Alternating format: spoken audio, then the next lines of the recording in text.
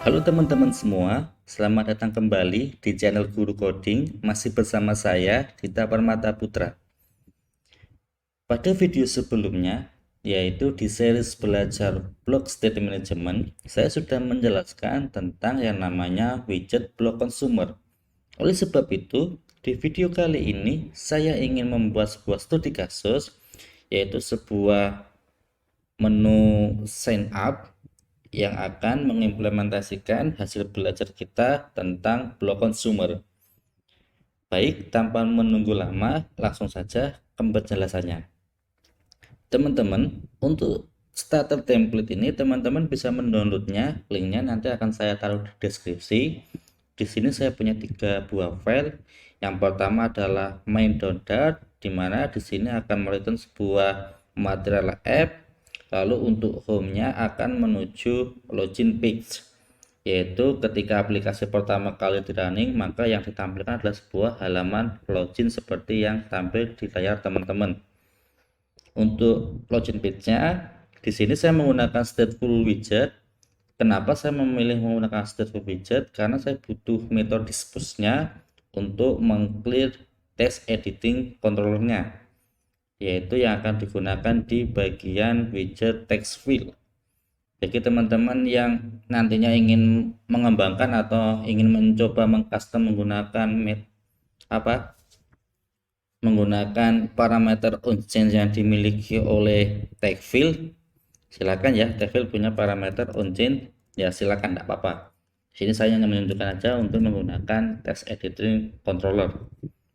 Oke, lalu di sini untuk widgetnya ada teks, ada text field, ada search bar ya teman-teman. Seperti teman-teman lihat di sini, ya ini aja sederhana saja untuk UI-nya, karena fokus kita adalah belajar tentang block consumer-nya. Nanti kalau mau teman-teman improve silakan, tidak apa-apa. Oke, lalu di sini ada namanya elevator button yang nanti kalau kita tekan dia akan menuju ke homepage, dimana di homepage ini hanya ada sebuah widget scaffold dan app bar saja, yang nantinya di title-nya akan menampilkan username-nya. Baik, yang pertama saya akan membuat sebuah blog dulu, di mana sini kita menggunakan extension dari Velik Angelov. Oke, kita beri nama blognya adalah out ya, autentikasi ya. Oke, setelah dibuat blognya, sekarang kita setting dulu event dan state-nya. Yang pertama, di sini eventnya hanya ada satu ya teman-teman ya, yaitu ada di sign in saja, dimana event ini ketika ditekan dia harus mengirimkan parameter username dan password untuk digunakan di halaman homepage-nya. Oleh sebab itu, di bagian event kita buat sebuah kelas namanya,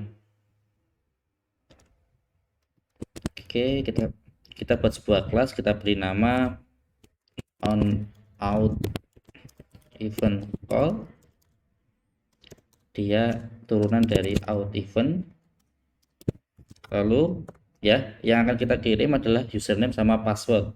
Oleh sebab itu kita kirim sini ya, final string username, final string password. Oke ya, jadi nanti ketika kita memanggil eventnya, kita memasukkan parameter username dan passwordnya melalui konstruktor. Kita buat konstruktornya. Oke, sudah ya teman-teman, sudah kita buatkan. Lalu untuk state-nya, kita akan buat state-nya yaitu tambahan 2 kelas out loading, yaitu out state turunan, kemudian ada kelas ketika outnya sudah berhasil ya, sukses out state. Oke, sekarang begini teman-teman, ketika kita sukses maka data yang kita bawa adalah sebuah username saja yang tampil di halaman home-nya. Oleh sebab itu, di bagian out success kita hanya membutuhkan 1 buah data saja, yaitu username ya teman-teman. Username. kita buat konstruktornya. Nah, nanti bagi teman-teman yang mau mengembangkan, kalau mau mengirim datanya dalam bentuk objek user, tidak apa-apa, sama saja caranya, konsepnya, cuma mungkin berbeda di parameternya saja. Oke ya teman-teman. Baik, setelah itu state dan eventnya siap, kita ke, saya tutup dulu ini ya, kita ke bagian blocksnya. Lalu di dalam bloknya ini ya, kita ganti eventnya yaitu on out event called ya. Lalu di sini saat kita menekan widget elevator button, maka dia akan memanggil event ini.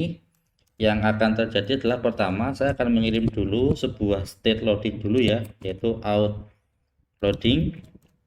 Lalu kita delay dulu menggunakan future delay ya. Kurang lebih delaynya adalah 2 detik saja, atau mungkin 3 ya, biar agak panjang dikit gitu.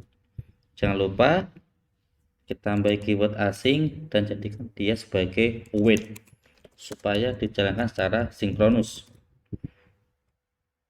Lalu setelah itu dia akan mengemit out success ya. Setelah di delay 3 detik, dia akan mengirimkan data out success. Lalu dia butuh data username, di mana data username-nya kan didapat dari event nih. Oleh sebab itu kita panggil si eventnya event titik username. Oke, save. Maka sudah cukup begini bloknya teman-teman. Lalu di dalam login page ya, ini kita back ke login page. Baik, sekarang kita akan bungkus ya, yaitu di sini widget centernya boleh, atau widget elevatornya saja nggak apa-apa, karena yang akan kita ubah widgetnya itu adalah elevator button ya, yang ini tidak akan kita ubah ya teman-teman. Jadi ketika proses event ke trigger, maka sebelum dipindahkan navigasinya, dia akan berubah widgetnya menjadi sebuah circular progress indicator. Oleh sebab itu, yang akan kita bungkus dengan blok consumer adalah elevator buttonnya saja. Sudah cukup ya.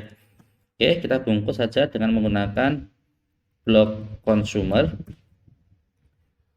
Lalu kita panggil namanya out block. Jangan lupa kita stop dulu teman-teman ya. Kita import di sini package Flutter blocknya sama blok yang sudah kita buat tadi, yaitu blok outnya. Baik teman-teman, setelah sudah kita bungkus, jangan lupa di main dotnya kita bungkus ini ya dengan blok provider, yaitu sebuah out block. Jangan lupa diimport teman-teman. Oke, save. Sudah, sekarang kita implementasikan di sini. Oke, yang pertama listenernya kita cek jika state-nya itu out success ya, ketika sudah berhasil state-nya, kan awalnya kan inisial lalu loading sukses ya. Maka ketika sudah sukses, saya ingin dia ke navigator push plus navigator push pakai yang replacement ya, karena supaya tidak bisa kembali lagi ke halaman sebelumnya, akan diganti ya, di replace halaman page-nya, yaitu material background. Di sini dia akan mereturn home page. Oke, kita ya teman-teman. Jadi ketika sukses maka akan dinavigasikan. Lalu di buildernya, if state is out loading ya, ketika state-nya loading, maka kita akan mengubahnya menjadi return circular progress indicator. Ya, jadi nanti ketika inisial kan yang tampil ini nih elevator button. Ketika loading dia akan tampil sebagai circular progress indicator. Oke, teman-teman, sudah ya, cukup sampai sini. Sekarang perhatikan di homepage itu kan butuh parameter string ya, yang mana didapat dari hasil pemanggilan blocks-nya. Maka di sini kita buat saja sebuah konstruktor final string username, yaitu kita panggil sini required this username. Lalu kita masukkan di sini, kita hapus const-nya, yaitu tulisan gini aja. Nah, kita hapus hi user name. Oke, sip. Maka ini akan error karena dia butuh parameter ya. Username didapat dari mana? Dapat dari state-nya titik username. Ini kok kenapa bisa, Pak? Ya karena kan di dalam state-nya ketika out success dia membawa data username. Jadi bisa didapatkan state.username. Lalu ini error ya karena ini kan elevator button-nya hanya akan memanggil context.create ya, yaitu outblock add, kita panggil eventnya. Oke, dia butuh dua parameter, yaitu yang pertama username. Kita buat username-nya yang pertama diambil dari username controller.text, lalu yang kedua adalah username controller.text. Oh, mohon maaf, bukan username tapi password ya. Oke, kita save teman-teman. Sekarang kita running dia. Baik teman-teman, yang kita masukkan sekarang username-nya ya. Misal username-nya adalah Dita Teum, lalu passwordnya misalnya 1234566. Oke, kalau kita tekan, lihat, perhatikan, loading dulu selama 3 detik. Setelah itu dia akan menampilkan sebuah halaman homepage dengan title Hey Dita Teum. Mantap ya teman-teman ya. Kalau kita restart lagi, coba ya, saya dulu coding. Lalu di sini bisa password 1234566. Lihat, seakan-akan mengirim ke database. Lalu setelah sukses dia tampil di halaman homepage. Oke, demikian video kali teman-teman, semoga paham. Jika masih belum paham, teman-teman bisa bertanya di kolom komentar, nanti akan saya jawab di sana. Oke, cukup sekian video kali ini. Terima kasih. Dadah.